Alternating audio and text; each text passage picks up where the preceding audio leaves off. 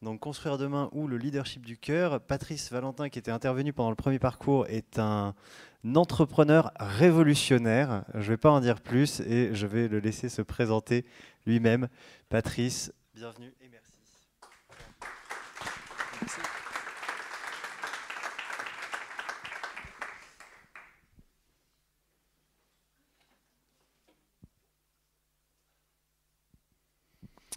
Voilà, bien, mais bonjour à tous. Je suis très heureux de revenir pour donc une deuxième édition. Je suis désolé, je suis très confiant pour l'avenir. Non, ça va bien se passer. Tout, hein. Le climat, je ne pense même pas que ce soit vraiment un problème. Je vais vous le démontrer. Hein. Je pense que vous serez d'accord avec moi tout à l'heure.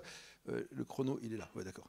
Très bien. Et par contre, j'ai quelques certitudes qui ne sont pas des convictions, mais vraiment des certitudes. Ça dépend de nous et de personne d'autre. Pas du président de la République, c'est pas de l'ONU, etc. Alors pas moi tout seul, mais avec notre cercle proche, aucun problème, surtout en tant qu'entrepreneur. La deuxième chose, c'est qu'on va ramasser. On va s'en prendre plein la gueule. Mais il vaut mieux ça que de mourir. C'est comme un match de rugby. C'est très difficile pour arriver avant le match parce qu'il faut s'entraîner, voilà, c'est pour n'importe quel sport, mais le rugby est un sport de combat, c'est encore plus difficile. Et au moment du match, on ramasse, on se prend des caramels, mais c'est comme ça qu'on gagne. Si vous ne voulez pas prendre de caramel, arrêtez de parler d'écologie. C'est tout. Et voilà, et maintenant, ce que je vais vous dire aujourd'hui, je ne suis pas prospectiviste, ni scientifique, ni quoi que ce soit, je suis juste entrepreneur, et même presque ouvrier d'une certaine manière. Je ne vous fais qu'un témoignage de ce que moi je crois et où je vais. Point final. Je ne dirai jamais, il y a qu'à, il faut, il y en a, etc. etc. Et voilà où je vais. C'est pas sûr que j'y arrive, mais comme n'importe quelle entreprise, et donc je vous donne mon témoignage. Avant ça, je vais vous dire quand même d'où je viens et donc d'où je parle et qui je suis. Alors, mon rapport à l'écologie, il est très simple. C'est que pendant longtemps, j'ai porté un béret vert. J'étais légionnaire. Donc j'ai fait Saint-Cyr à l'origine. J'ai été 15 ans officier donc, de l'armée française et en particulier donc, à une période à la Légion étrangère, parachutiste. Et ensuite, alors, qu'est-ce que ça m'a apporté ? Plusieurs choses, un petit instinct de combat quand même, une vision stratégique et tactique de comment, quand on se bat, on ne fait pas des prospectives, il n'y a qu'à faucon, mais on a des missions, des objectifs, et c'est pour gagner, et on se donne les moyens effectivement de l'atteindre. La confiance dans l'humanité, malgré ce que je sais de l'humanité, ce que j'espère vous ne connaîtrez jamais. J'ai été assez présent dans le conflit des Balkans, siège de Sarajevo, etc. Bon, il y a des choses pas belles. Les massacres, etc. etc. Donc je sais de quoi je parle quand on parle de guerre civile, etc. Mais par contre, avec des hommes extraordinaires, même si vous êtes antimilitariste, je vous parle de la dimension sociale de la Légion étrangère, qui est une famille absolument fabuleuse, avec des valeurs et un cœur énorme. Et ça me donne la conviction que quand on a envie de gagner, effectivement, on peut y aller, quoi. Mais aussi que les sociétés sont fragiles. Moi, ce n'est pas tant le réchauffement climatique qui me fait peur, c'est tout ce qu'il y aura avant. On a une société, on a un pays, etc. Et c'est la dimension sociale sur laquelle il faut agir aujourd'hui, quoi. Ensuite, quand j'ai quitté l'armée, le service militaire venait d'être suspendu. C'est des choses qui reviennent d'actualité aujourd'hui. Et je me suis dit, pour une partie de la jeunesse, indépendamment de l'aspect défense, etc., il va manquer quelque chose. Hein, ceux qui n'ont pas eu la chance d'avoir un cadre structurant dans leur jeunesse, et pour certains, le service militaire les aidait. Et donc, j'ai voulu créer un centre de formation pour former la jeunesse, d'inspiration, je dirais, des valeurs humaines que j'ai connues dans l'armée. Et comme en fait, personne ne voulait m'aider à ce moment-là, j'ai créé une entreprise d'entretien d'espaces naturels. Donc je suis devenu ouvrier là, au service de la biodiversité, mais en 2002, le terme n'était quasiment pas utilisé, personne n'en parlait. Donc voilà, j'étais à patauger dans les rivières bretonnes pour essayer d'entretenir les écosystèmes. Et là, j'ai vu qu'il y avait un problème, effectivement, sur la biodiversité et les écosystèmes essentiellement. Alors j'ai développé l'entreprise qui après a créé un bureau d'études, etc., qui a fait une quarantaine de personnes.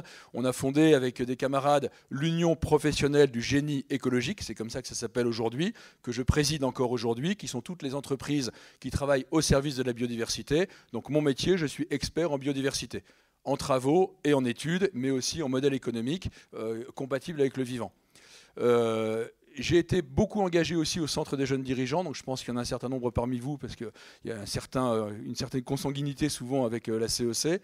Au niveau national, en 2009, 2011, 2012, au moment où on a vraiment réfléchi sur la notion d'économie au service de la vie. Donc là, je me suis vraiment posé la question et j'ai découvert les grands enjeux écologiques, et en se disant, ouais, en fait, c'est grave, docteur. Indépendamment même du réchauffement climatique, je vous parle vraiment des écosystèmes. Et j'ai regardé toutes les solutions qui étaient proposées, que tu as évoquées tout à l'heure, technicistes, etc. Je suis désolé, j'y ai pas tellement cru. Je me dis, bon, on peut faire 2-3 trucs, mais voilà, moi je veux bien m'engager au combat, mourir s'il faut, à la rigueur, on nous l'a appris, mais je veux avoir quand même une chance de gagner, je veux y croire à ce truc-là. Et il y avait des choses bien un peu partout, mais rien qui me confortait en disant, si je m'engage, on va y aller. Et avec des copains entrepreneurs, agriculteurs, etc., on est arrivé à une conclusion que je vais vous démontrer aujourd'hui. Une seule solution, mais elle va marcher, la révolution. Et je le dis, mais vraiment, sans plaisanter à un seul moment, c'est la seule solution. Sinon, il faut arrêter de parler d'écologie. La révolution n'étant ni la table rase, ni la révolte, et encore moins la violence, parce que je suis vacciné. Si on veut éviter la violence, la seule solution, c'est la révolution. Alors, je ne vais pas vous le démontrer, parce qu'en 40 minutes, ce serait effectivement très prétentieux. Je vais vous donner des éléments d'expérience, mais en fait, voilà, le principe est là. Donc aujourd'hui, j'ai à la fois un fonds de dotation qui s'appelle Utopia, qui porte cette vision-là. Je suis entrepreneur donc en génie écologique, mais j'ai revendu la boîte de travaux parce que j'avais plus le temps de m'en occuper. Par contre, je travaille sur les modèles économiques des territoires, des entreprises, et je fais beaucoup de formations justement sur la révolution ou les nouveaux modèles économiques compatible avec le vivant.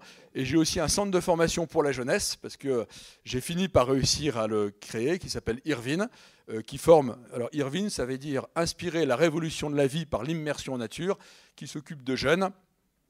Bon, si vous êtes entrepreneur, vous savez qu'il y a une partie de la jeunesse qui a quelques problèmes aujourd'hui, à la fois de comportement, de confiance, d'angoisse, etc., sans être forcément délinquant. Et donc voilà, c'est une partie de cette jeunesse-là, y compris d'ailleurs éduquée, etc. Et donc, puis j'ai une ferme aussi sur laquelle on veut avoir un pôle révolutionnaire, un démonstrateur, quoi. Bon, voilà donc d'où je viens. Alors maintenant, la vie. Quand on parle de biodiversité, ce n'est pas une collection d'espèces, ça s'appelle un zoo. La biodiversité, c'est basé sur deux principes.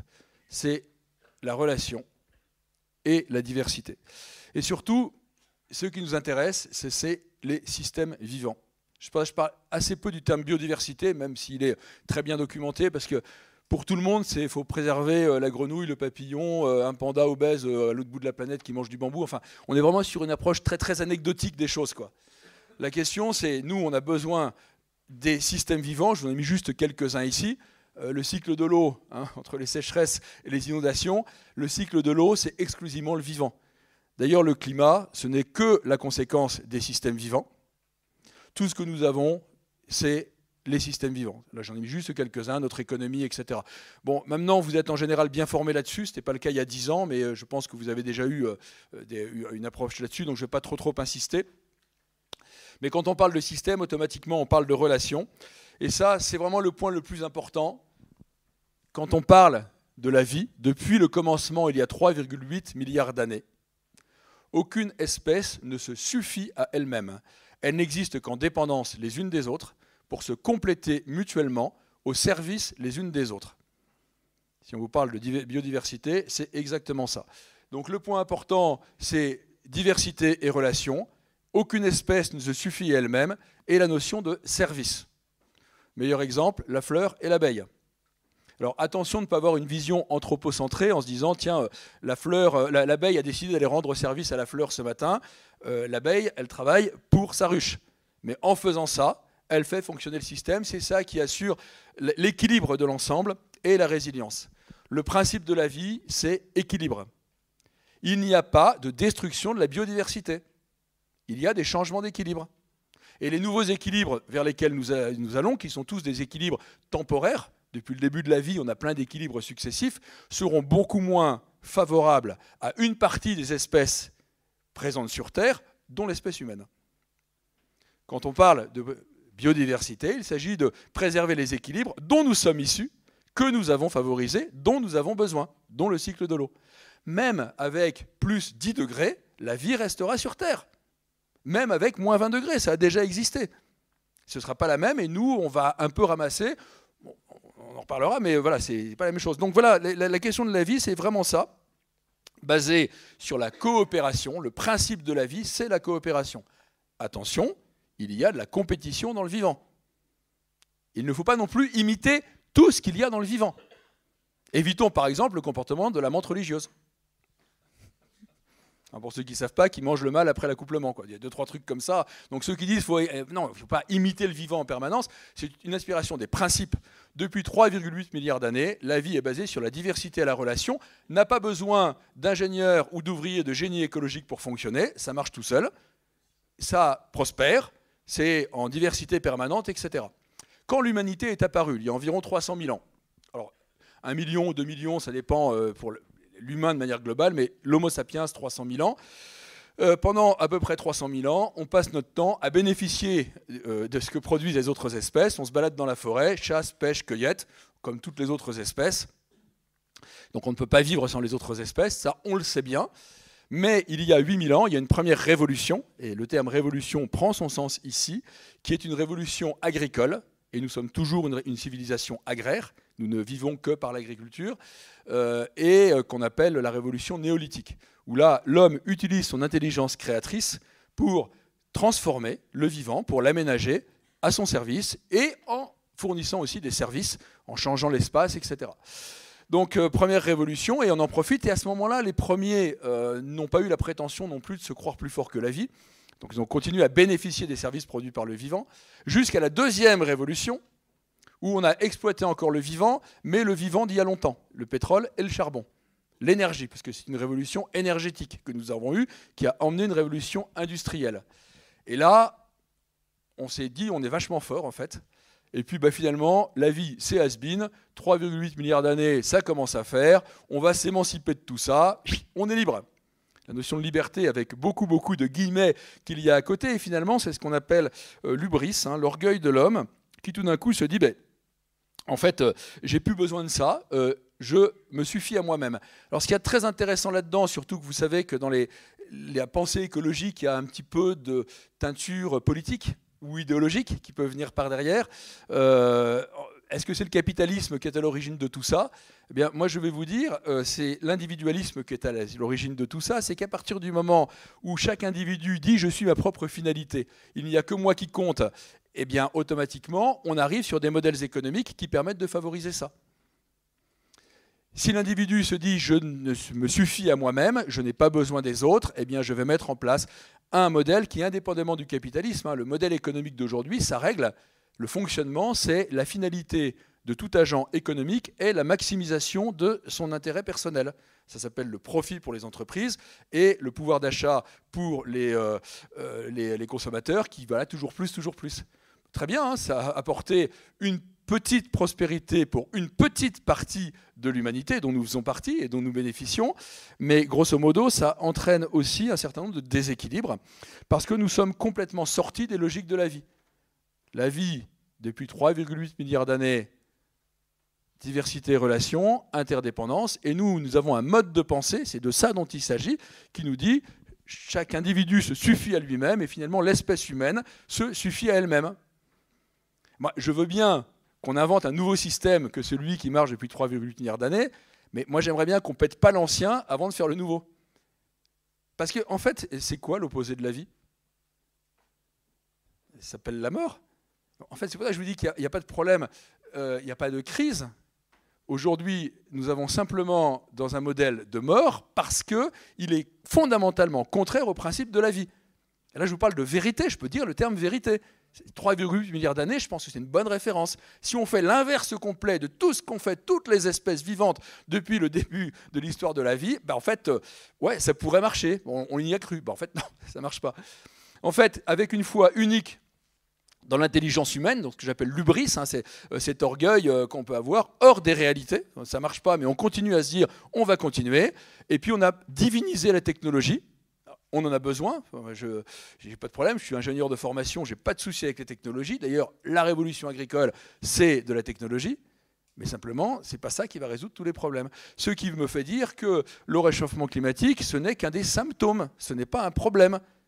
Quand vous avez de la fièvre, vous ne mettez pas des seaux d'eau froide sur la tête pour baisser la température. Vous regardez quelle est l'origine du parasite, vous retirez le parasite et ça revient en place. Notre parasite, c'est un mode de pensée individualiste, contraire au fonctionnement de la vie, qui entraîne tout ça. Ouais, la vie est simple. En fait, c'est très facile parce que là, ça nous concerne directement sur nos territoires. Et en plus, même si on se rapporte un petit peu à l'histoire, je veux dire qu'il y a toujours eu des guerres, des gens méchants, égoïstes, etc., etc. Mais on n'a jamais instauré l'individualisme comme principe premier d'État, etc. Ça n'existait pas avant, quoi. Donc voilà un peu la différence. Donc, après, on a deux solutions. Soit on se dit, finalement, nous, on n'a pas trop à se plaindre. En tant que Français, on fait semblant d'avoir peur. Enfin, grosso modo, vous voyez, ça se passe bien, quoi. Donc, on se donne bonne conscience en faisant tout ça. Et on arrête, par contre, de parler d'écologie. On arrête de faire de l'hypocrisie, etc. Et on continue. Et puis, de temps en temps, voilà, on s'inquiète des autres. Ou alors, on se dit, effectivement, il y a un problème. Et ce sera peut-être que pour nous, on sera les derniers à mourir parce qu'on a un petit peu plus de techno, mais que c'est quand même pas acceptable. Et dans ces cas-là, il n'y a qu'une seule solution. C'est la seule alternative à la violence, à la révolte et à la table rase, c'est la révolution. Comme nous avons une première révolution agricole, comme nous avons une deuxième révolution énergétique, la troisième fait la synthèse des deux, elle ne remplace pas les deux, elle prend les piliers de la vie, les piliers de notre technologie pour construire un monde que nous voulons. Le nom de ma conférence, j'ai dit tout à l'heure, c'est quoi notre avenir ? Alors, je vous parlais de mes jeunes tout à l'heure, mais je les rassure, parce qu'ils sont très inquiets pour l'avenir. L'avenir, je vais vous dire ce que c'est. Je vais vous dire exactement ce que c'est. Je ne suis pas prophète. Alors, je ne vais pas dire l'avenir du monde, je vais dire l'avenir de la Bretagne, à la rigueur, là où je suis. Mais c'est vachement facile, c'est ce que je veux que ce soit. Que si moi je ne décide pas, qui va décider pour moi ? Comment est-ce que nos anciens ont construit notre pays ? Comment ils ont décidé avec l'ambition des entrepreneurs qui ont fondé, ou etc. À un moment, on décide. Alors, je ne dis pas que ça va marcher, mais si on n'a pas de volonté de construire quelque chose, c'est les autres qui vont décider pour nous. Donc voilà cette question de la révolution. Alors encore une fois, ce n'est pas la violence, ce n'est pas la table rase, ce n'est pas la révolte. C'est un changement de mode de pensée, un changement d'axiome. Et en fait, c'est basé sur ce que j'ai évoqué tout à l'heure, les principes de la vie. Et les principes de la vie, c'est le service. Le service de manière, je dirais, biologique, c'est-à-dire le don réciproque, mais en plus, comme nous ne sommes pas simplement vivants, mais aussi êtres humains, donc habités de valeurs, c'est valeurs humaines, il y a aussi le service altruiste, volontaire, d'aller donner aux autres, qui a toujours existé, qui me conforte dans ma foi à l'humanité dont je vous parlais tout à l'heure, que vous expérimentez vous avec vos amis, votre famille, vos conjoints, etc. etc. Là, mais sans ça, on manque quand même une partie de l'équation, quoi. C'est vraiment les deux. Donc en fait, la révolution, elle n'est que là. Alors le pourquoi. Le pourquoi est important. Parce que comme je vous disais tout à l'heure, on va en baver. On va se prendre des coups et objectivement, tout le monde ne survivra pas. Alors je suis encore une fois très pragmatique, hein, j'ai été formé à ça. Oui, tout le monde ne survivra pas. Par contre, si personne ne bouge, personne ne survivra. Comme quand on sort de la tranchée pour monter à l'assaut. C'est tout. Mais donc, pour dépasser ça, il faut sortir de la pyramide de Maslow, qui est une aberration totale, qui n'existe que pour les individualistes. Notre pays ne serait pas ce qu'il est si nos anciens n'avaient pas une vision plus haute que leur propre intérêt, même si l'intérêt, l'égoïsme a été aussi un moteur, hein, ça peut le faire. Et donc se poser la question, qu'est-ce qui va faire qu'on va accepter de prendre des coups, comme un rugbyman va se dire c'est pour mon équipe, pour la France ou ce que vous voulez. Bon. Alors, la première chose, je pense qu'on vous l'a déjà dit, la planète n'a rien à craindre. Sauver la planète, elle va tourner autour du Soleil encore pendant pas mal de temps, même si elle se prend une ou deux météorites. Bon. La biodiversité n'a rien à craindre. Je dis, c'est un professionnel de la biodiversité qui vous le dit, mais alors rien.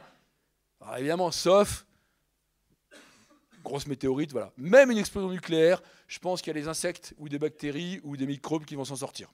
On devrait y arriver. Voilà, c'est ça. Ouais, il suffit d'un petit morceau de vie. Il y a déjà eu 5... Alors, dans les discours écologistes, on vous dit « Ah, nous sommes à la 6e extinction d'espèces, c'est dramatique ». Bah, écoutez, si vous voulez mobiliser les gens, leur dites pas ça. Parce que moi, il y en a déjà eu 5. Bon, donc il n'y a pas de problème. 6e, 7e, 8e, c'est pas le sujet. Après, c'est quelle forme de biodiversité ? Pour quels services produits et pour quelles espèces. Alors, est-ce que l'humanité va survivre ? Je pense que oui. Vu le niveau technologique qu'on a aujourd'hui, Elon Musk ou d'autres, etc., vont nous trouver un truc pour qu'une petite partie de l'humanité, alors pas tout le monde, alors soyez pas choqués, c'est déjà ce qu'on fait aujourd'hui. Il n'y a rien de nouveau sur ce qu'on fait aujourd'hui. Mais une petite partie se mettra dans un bunker, etc. Pour ceux qui ont vu le film Wall-E, hein, on voit un petit film d'animation. Voilà, je pense, en tout cas, c'est envisageable. C'est pas moins certain que la survie de la biodiversité, mais c'est totalement réalisable. Donc la question, elle n'est pas là. La première question, c'est une question de responsabilité. Et là, moi, je suis un peu agacé par beaucoup de discours, effectivement, écologistes qui nous disent « Mais si vous voulez, c'est vachement grave ce qui se passe, parce que si on a 2 degrés de réchauffement climatique, on va avoir des morts, il y a des gens qui vont souffrir, il va y avoir des... Là, tout va loup, etc. etc. » Ouais, donc ceux d'aujourd'hui, en fait, ils voient le moins que ceux de demain. On a un enfant qui meurt toutes les 5 secondes. Ceux-là, ils ne jouent pas. On a à peu près 43% de la population mondiale qui ne mange pas à sa faim. Ça ne vous dérange pas, ça? Donc vous me parlez d'humanité pour dans 20 ans, 30 ans, mais ceux d'aujourd'hui, ça ne vous dérange pas? Là, on a 600 000 morts par le paludisme aujourd'hui. Vous savez ce qu'il faut faire pour éradiquer le paludisme? J'ai pas besoin d'inventer des vaccins, j'ai pas besoin... En fait, il faut juste avoir des moustiquaires avec de l'insecticide dessus. Donc si on veut sauver des personnes... donc arrêtez de me dire que c'est une vision humaniste quand on parle d'écologie, alors qu'on est en train de nous de flinguer une partie de la population. On nous parle même aujourd'hui, oh c'est grave, il va y avoir la guerre. Pourquoi est-ce que la guerre en Éthiopie est moins grave que celle en Ukraine ou à Gaza, etc. Les guerres, il y en a toujours eu. C'est la question de l'humanité, de demain, etc. C'est aujourd'hui que ça se passe. Qu'est-ce que l'on fait effectivement autour de nous? 42% de la population mondiale est en dessous du seuil de pauvreté. $6 par jour. La faim dans le monde, il faudrait 25 milliards par an pour à peu près que les gens puissent survivre. Alors mourir de la faim, il paraît que c'est pas rigolo. C'est vraiment des souffrances abominables. D'accord? 25 milliards. Ok, on a mis combien pour le Covid? C'est pas pour sauver des vies.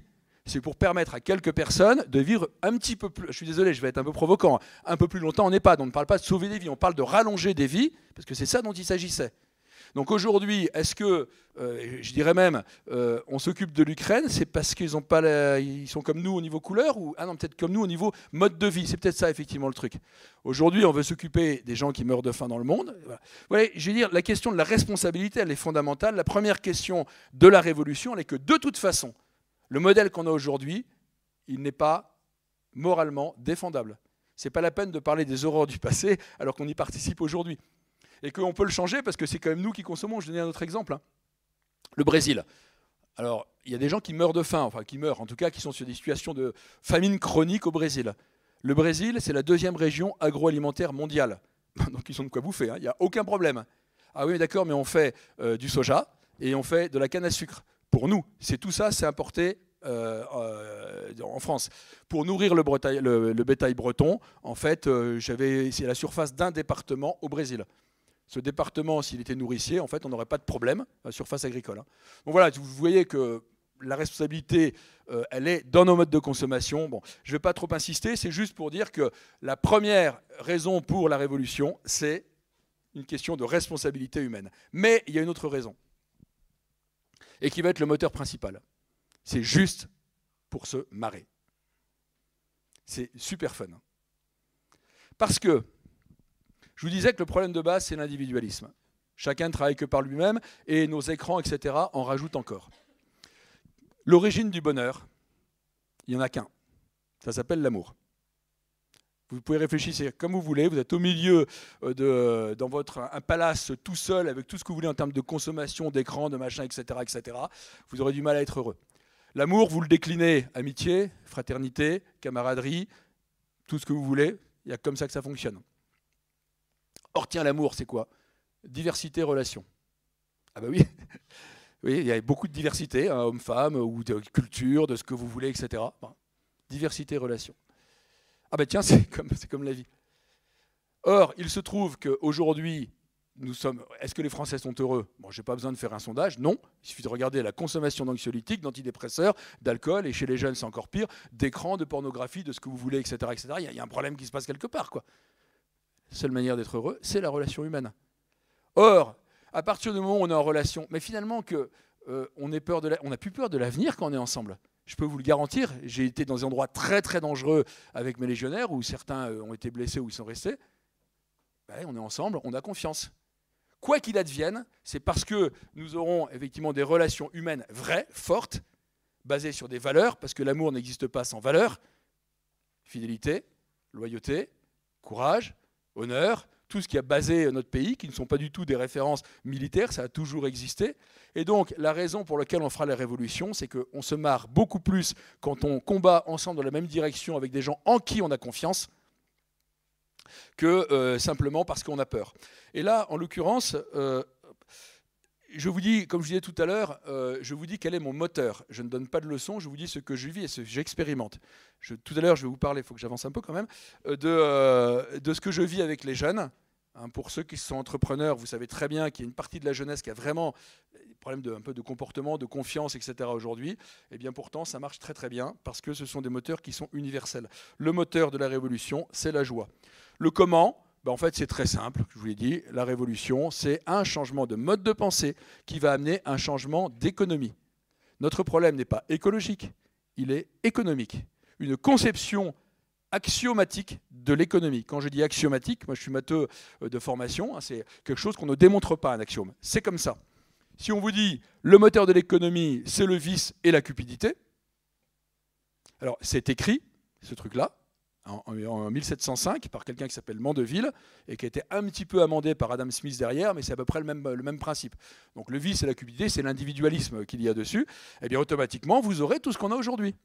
Maintenant, si on vous dit que le moteur de l'économie, c'est autre chose, c'est à nous de décider. Et l'économie n'est pas le problème des économistes. L'économie, c'est le problème des entrepreneurs, uniquement. Est-ce que l'un d'entre vous, dans votre entreprise, a eu un jour un économiste qui lui a expliqué comment faire du business, vendre, trouver, etc. Est-ce que vous avez besoin d'eux? Est-ce que vous avez besoin de toute leur théorie? L'économie, c'est un jour, il y a un gars qui sait faire une hache pour aller abattre les arbres, l'autre qui sait cultiver le blé, puis on échange, etc., etc. Ça se passe sur les territoires, entre nous, et puis c'est une question de moteur de l'humanité, cette affaire-là. Et d'ailleurs, le terme économie, ça vient de oikos. Oikos, ça veut dire, en grec ancien, le lieu de vie, pas simplement la maison. Ce n'est pas qu'un truc mécanique. Le lieu de vie, dans leur pensée, c'est la maison avec tout ce qui va dedans. C'est la famille, le bétail, les esclaves, les serviteurs, etc., etc. Oikos logos, la connaissance du lieu de vie. Ça a donné le terme écologie. Et oikos nomos, la gestion du lieu de vie qui a donné économie. L'économie, ce n'est pas une affaire de consommateurs et de financiers, c'est une question de gestion et de partage de ressources. Pour gérer un lieu de vie, il faut bien voir que tout le monde puisse en profiter. S'il y en a un à qui ça manque, soit il meurt, ce qui est une option en général privilégiée, soit il se révolte, et là, ça crée le bazar. Quand je dis privilégié, c'est simplement l'histoire qui me fait dire ça, hein, pas... Donc c'est ça l'économie quand je parle d'économie. Gérer nos ressources, et pour nous, nos ressources, elles sont autour de nous. Avant même de parler d'informatique, etc., l'alimentation, c'est chez nous, l'eau, c'est chez nous, je dirais même les vêtements, ça peut être chez nous, hein, c'est une question de choix. Et il y a aussi le terme œcuméné, qui veut dire la terre habitée, qui a donné œcuménisme. Alors, est-ce que c'est réaliste? Alors, évidemment, tant que je n'aurais pas gagné, je ne pourrais pas vous le dire. La probabilité que j'échoue, elle est assez forte. Par rapport aux réalités du monde dans lequel on vit, et je suis objectivement en très très grande faiblesse économique aujourd'hui, parce que je veux sortir des logiques de marché, donc vous voyez bien que je prends des paris, et que je suis a priori en passe de perdre, mais d'autres se lèveront derrière, et devraient être capables de le faire. Mais quoi qu'il advienne, est-ce que je suis réaliste? Des fois on me dit, Patrice, t'es utopiste, ou alors t'es un bisounours. Alors je crois que c'est ce que je préfère. Je dis, je vais remettre ma tenue de combat, je vais rappeler mes copains, hein, 2-3 Tchétchènes, parce que vous savez, il y a tout à la Légion. Hein, voilà. Bon, non, c'est l'inverse. Le bisounours, c'est celui qui se dit en fait, on va faire comme si de rien n'était, avec un modèle basé sur la compétition, la recherche de l'intérêt, etc., et qui ne voit pas que en fait, le tsunami est en train d'arriver, quoi. Voilà, donc je pense être réaliste parce que c'est la seule solution qui me semble à la fois réaliste et puis surtout, encore une fois, la plus marrante, quoi. Alors, qu'est-ce que ça veut dire, cette question de changement de modèle? Une économie basée sur la coopération. avant tout. Ça a déjà existé. C'est comme ça qu'on... Alors, je suis un grand fan d'histoire, enfin, d'histoire de France essentiellement, et d'histoire territoriale. C'est comme ça qu'ont fonctionné nos villages pendant très longtemps. Dans l'ancien régime, si vous voulez, le seigneur, il faisait un peu la guerre pour protéger ses sujets, la chasse beaucoup, mais il ne cultivait pas, il ne gérait pas les ressources, il prenait l'impôt. C'était les villages qui géraient tout ça, avec des systèmes parfois démocratiques, dans certains cas où les femmes avaient le droit de vote. Il y a beaucoup de choses qui se sont passées à petite échelle sur nos territoires, parce que c'est de la vie domestique, au sens étymologique du terme, la domos, comme loikos. Et il y a plein d'exemples. Hein. Le droit breton ancestral est passionnant là-dessus. La manière dont les Bretons géraient les communs. Alors, il y a plein d'autres pays, mais je vous parle de ce que je connais, hein, c'est tout. Voilà, donc c'est ce principe-là, et c'est le principe d'économie vivante. Alors, ce que je vous dis là, ça a été beaucoup travaillé avec le Centre des jeunes dirigeants. On ne peut pas dire qu'on a raison pour autant, mais je ne l'ai pas fait dans mon coin. On a un petit peu, d'une part, réfléchi, puis en même temps, expérimenté. Il faut que j'avance. Alors, l'économie, il y a... bon, je vous ai dit tout à l'heure la définition de l'économie d'aujourd'hui, qui est une économie à finalité individualiste. La finalité de tout agent économique, donc consommateur et entreprise, est la maximisation de son intérêt personnel. Pour nous, c'est la co-création de valeur avec les systèmes vivants, valeur au pluriel, co-création parce que par nous-mêmes, nous ne créons rien. Par contre, nous pouvons nous associer avec le vivant pour créer. Par la production de biens et de services, par les échanges de biens et de services, enfin pour la production de biens et de services, et la juste répartition de la valeur créée. Alors, c'est l'économie et les entreprises, ce que tu évoquais tout à l'heure, hein, c'est exactement l'application, je dirais, théorique de tout ça. Et ce qui est important, c'est co-création, deux, valeur au pluriel. C'est pas la valeur monétaire, c'est une des valeurs, mais la valeur humaine, sociale et beaucoup d'autres sont aussi dedans. Biens et services, c'est en majuscule. Parce que si l'économie ne crée pas de valeur avec des majuscules, en fait, moi, ça ne m'intéresse pas, quoi. Les échanges de biens et de services en minuscules étant une modalité, un moyen, mais pas une finalité. Alors, cette économie-là, là, j'ai repris l'économie d'aujourd'hui, hein, financière, qui est assez bien documentée aujourd'hui. Voilà, les agents économiques, consommateurs, producteurs, etc. Elle est hiérarchique par rapport de force, hein, c'est le principe de la compétition. L'objectif, c'est la croissance. Bon, alors, je dis pour chaque survivant, parce que automatiquement, tout le monde ne peut pas croître en permanence, donc on se bouffe les uns les autres, principe de Schumpeter. Les conséquences, c'est qu'on homogénise de plus en plus. Il suffit de regarder nos territoires agricoles aujourd'hui, qui est peut-être le principal problème de biodiversité, il est là, c'est l'homogénéité des territoires, hein, beaucoup plus que les pesticides ou les OGM. Et le bien commun, automatiquement, comme c'est gratuit, on les détruit. Notre économie vivante, qui est notre objectif, je vous ai mis la définition, c'est obligatoirement en réseau, puisqu'on est sur une logique d'échange comme les écosystèmes. C'est résilient, évidemment, on gagnera moins, mais pendant plus longtemps. Donc à terme, ça fonctionne. Adaptation, diversité, créativité, qui sont des principes biologiques, c'est comme ça que fonctionnent les écosystèmes. Et le bien commun, automatiquement, c'est de la régénération. Alors, ce qu'on appelle, la mésoéconomie, hein, économie de territoire. La macroéconomie, vous la connaissez par cœur, c'est celle qu'on a aujourd'hui. La microéconomie, ça va être les AMAP, etc. Très bien. On ne nourrira pas Paris avec des AMAP en termes de logistique, ça va être compliqué. Il faut aussi beaucoup de main-d'œuvre. La mésoéconomie, c'est une économie au service d'un territoire. Territoire, vous pouvez prendre la surface que vous voulez, mais grosso modo, c'est la province. Ou la région, si vous voulez, c'est une échelle sur laquelle on peut faire déjà beaucoup de choses. On n'aura pas tout, mais en termes alimentaires, en général, ça se passe bien, quoi. Donc voilà sur cette définition. Alors je suis encore une fois obligé d'aller très vite sur ces concepts-là, parce qu'en fait il me faut 2-3 jours si on voulait tout décliner, mais ça vous donne simplement, je dis pourquoi est-ce que je crois en l'avenir. La méthode, c'est pareil, c'est assez facile. Avant de faire quoi que ce soit, changement de mode de pensée. L'échec, parce que j'ai oublié de constater que ça ne marche pas très bien ce qu'on fait en écologie aujourd'hui, c'est la phrase d'Einstein. On ne peut pas résoudre un problème avec le mode de pensée qu'il a engendré. Donc, tant qu'on n'a pas changé de mode de pensée, on ne peut pas. Là, on nous fait des voitures électriques, donc on continue. Très bien, c'est bien. Ça ne va pas résoudre le problème. Parce qu'on continue à penser comme des êtres hors vie. Recommençons à penser comme des êtres vivants et comme des êtres humains. C'est un préalable. Tant qu'on ne fait pas ça, tout le reste, c'est du flan. La deuxième chose, communauté de valeurs. Donc le terme communauté est aussi lié aux écosystèmes.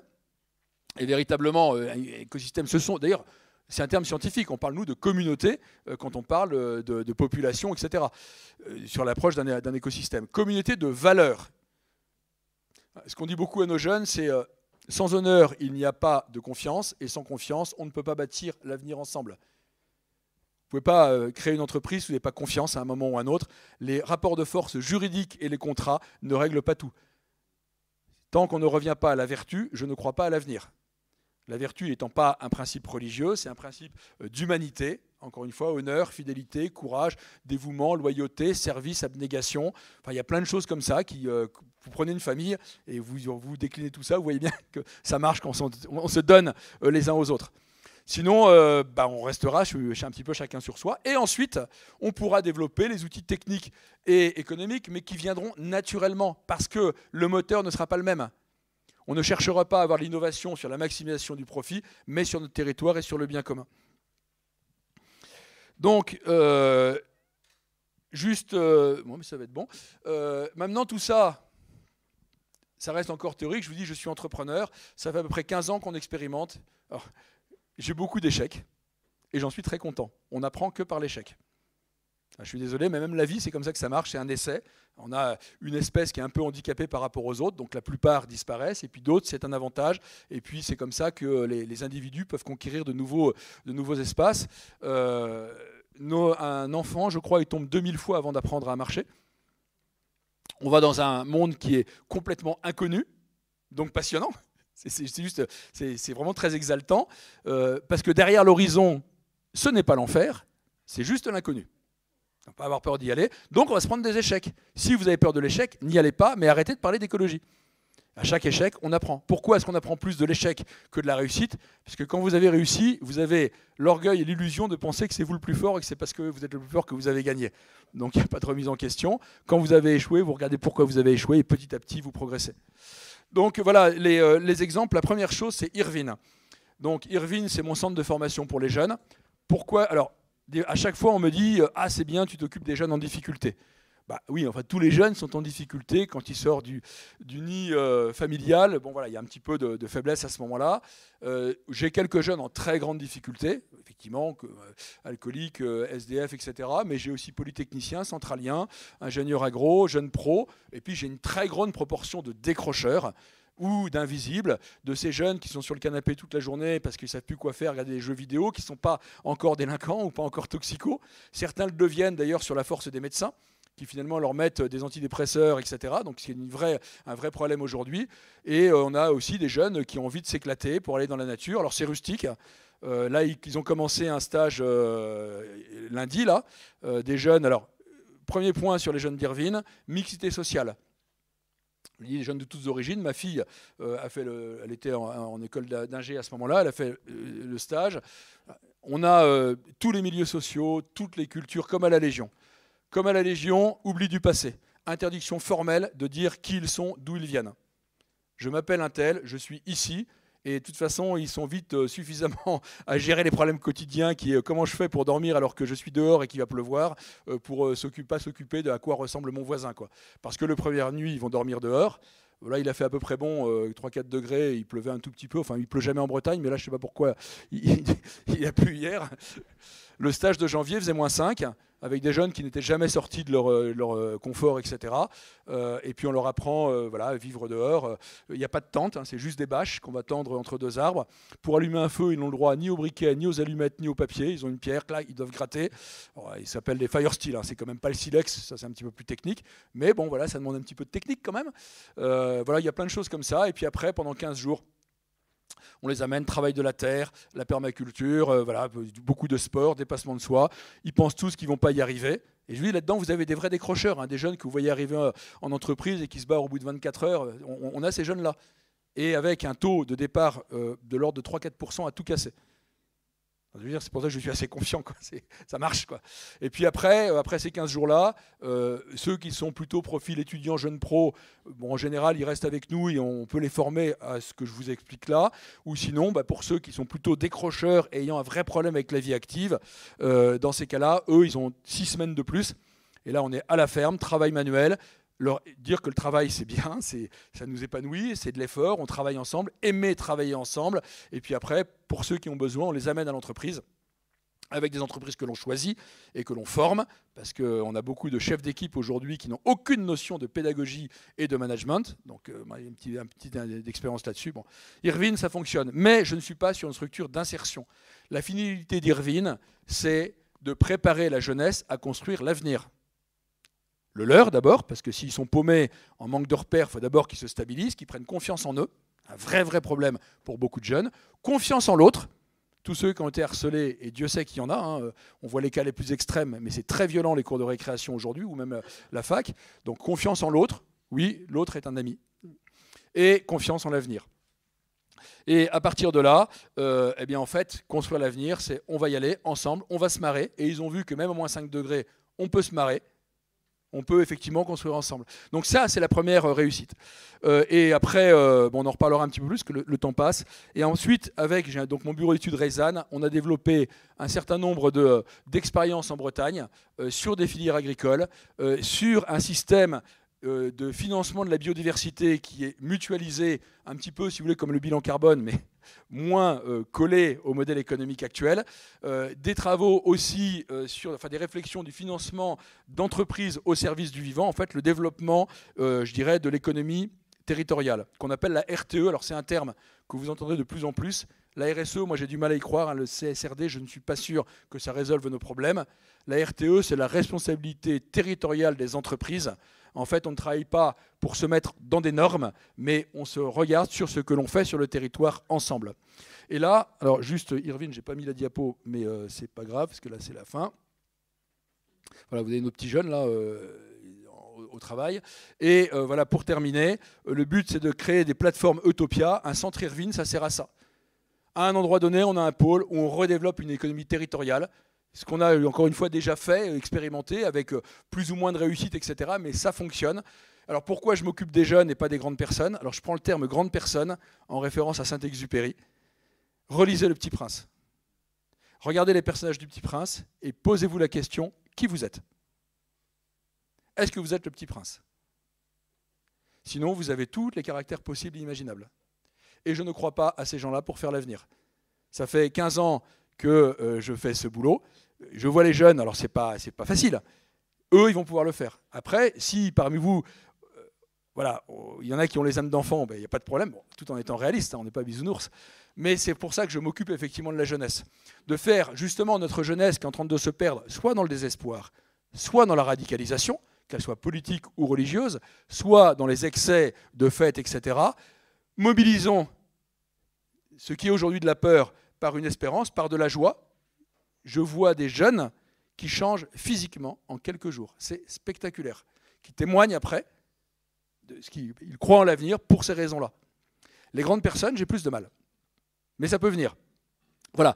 Donc tout ça pour vous dire que j'y crois d'abord parce que je m'appuie sur l'histoire de la vie. Bon, j'ai quand même des références historiques qui fonctionnent. Sur l'histoire de nos territoires et comment nos anciens ont construit notre beau pays. C'est juste fabuleux quand on regarde un petit peu tout ça. Parce que j'ai mon expérience personnelle sur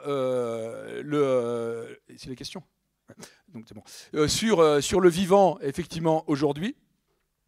Et puis c'est ce que j'expérimente aujourd'hui. À chaque fois, oui, il y a des échecs, mais quelle puissance dans la relation, quelle puissance dans l'amour que vous allez pouvoir décliner comme vous voulez, quelle capacité à envisager l'avenir. Et l'avenir nous appartient. Nous vivons une période magnifique. Jamais dans l'histoire de l'humanité, nous avons eu ces défis-là. Jamais on a eu autant de capacité à le faire parce que nous avons la technologie, nous avons la connaissance. Il nous manque une chose, la vertu. Mais ça dépend de nous, hein, que ce soit le courage, la détermination, etc. Mais je vous le rappelle, on va ramasser. Alors, s'il y en a parmi vous qui ont peur de mourir, alors je suis désolé, je ne peux rien pour vous. Parce que si vous avez peur de mourir, il faut arrêter de vivre. Oui, parce que la vie vous amène vers la mort, en fait. Vous voyez ce que je veux dire dans cette, je suis un peu provocant sur la fin. Mais enfin, c'est ça, quoi. Il va falloir prendre des risques. Et là, moi, je me fais applaudir régulièrement. Vous aurez la politesse de m'applaudir, j'espère. Je dis bien la politesse parce que tout le monde dit oui, on est d'accord avec toi. Je suis encore un peu seul. Ou nous sommes encore un petit peu seuls. Voilà, donc maintenant, c'est ensemble qu'on va le faire. C'est à l'assaut et vive la vie.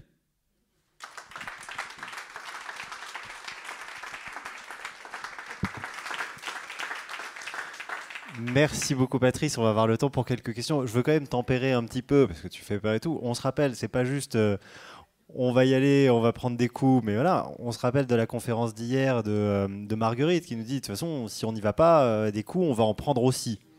Donc c'est pas juste on va à la filoche ou bien on reste dans son canapé, c'est on va à la filoche où on attend de se prendre aussi des impacts qu'on n'aura pas choisis et sans avoir le co-bénéfice du chemin joyeux que procure l'engagement. Qui a des questions pour Patrice? Ou des réactions, bien sûr, ouais.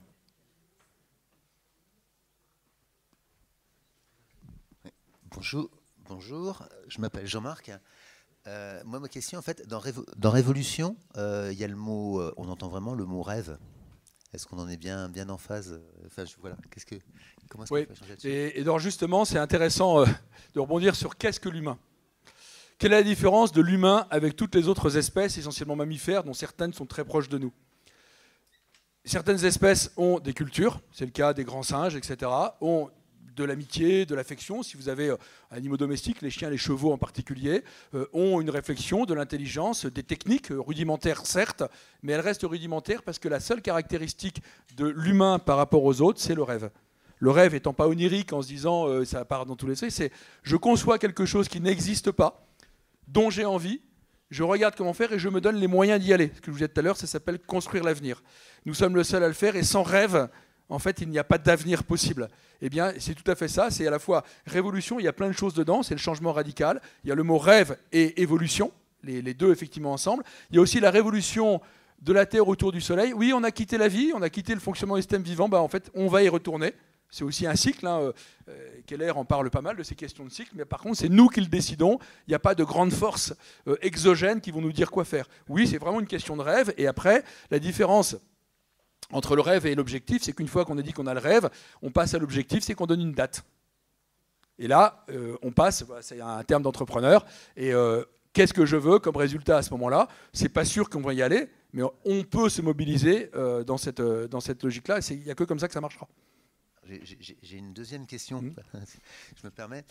En fait, pour moi, il y a bien la date, il y a bien l'objectif, il y a quand même en sous-jacent, je vais appeler ça le modèle d'affaires, je suis entrepreneur, et donc, et en fait, pour moi, dans Révolution, on a une mémoire, alors peut-être qu'elle n'appartient qu'à moi, mais on a une mémoire collective en fait en France, parce qu'en France on sait faire les révolutions, et dans la mémoire collective en fait on met peut-être pas assez en évidence dans l'histoire de la Révolution tout ce qui s'est passé dans les territoires, que vous soulignez, qui a été très dur, mais il y a des choses qui ont été vraiment aussi très positives.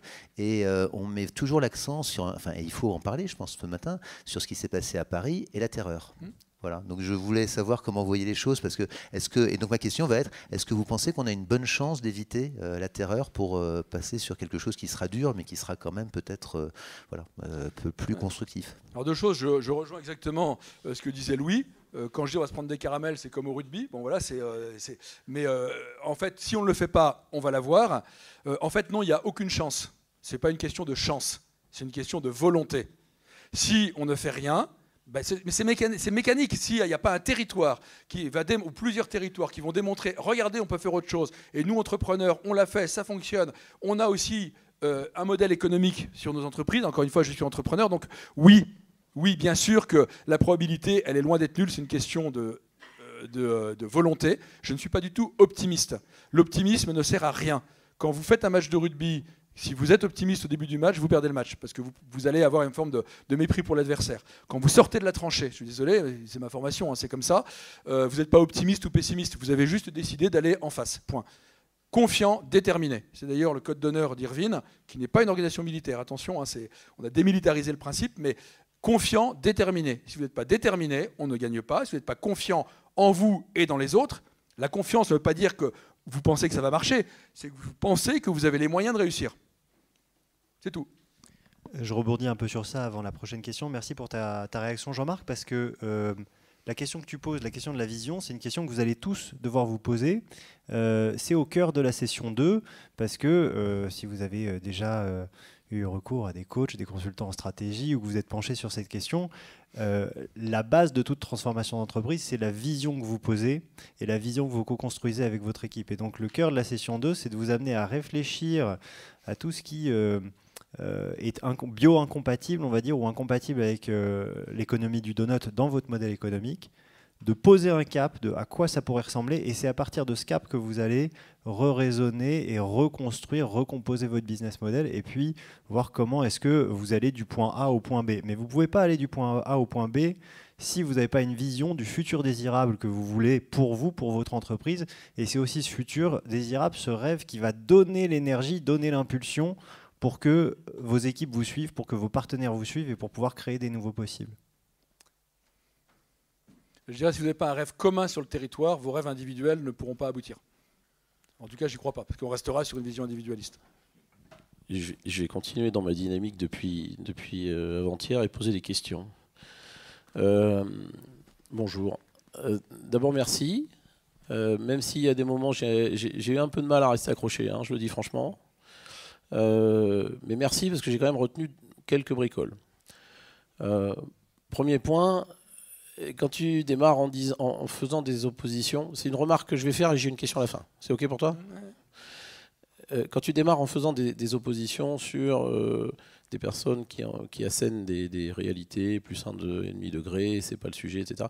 En fait, je crois que vous dites à peu près tous la même chose, parce que vous arrivez à la même conclusion sur le changement de mode de pensée, sur la communauté de valeurs.